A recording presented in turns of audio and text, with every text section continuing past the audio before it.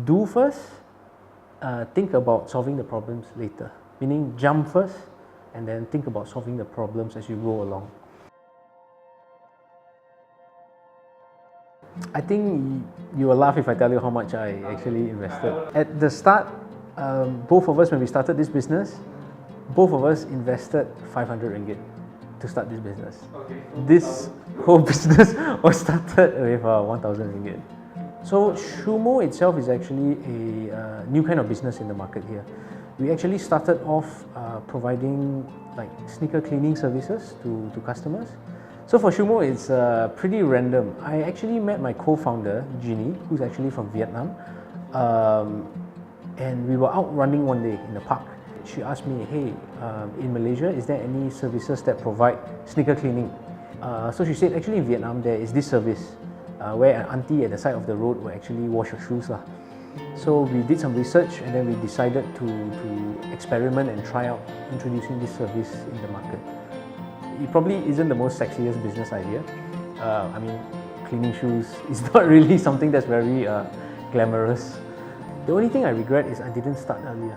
I didn't start when I was in university, I didn't start when I was 22, 24, 26. Because what I learned so far is the earlier you start, the earlier you make mistakes and the earlier you learn from your mistakes. Ultimately, what is important is actually the attitude.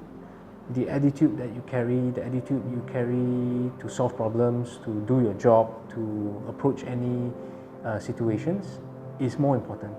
Education does give you a little bit of a head start at the beginning years of your career, but you have to look at your career as a very long marathon. It's easily 30, 40 years of your career.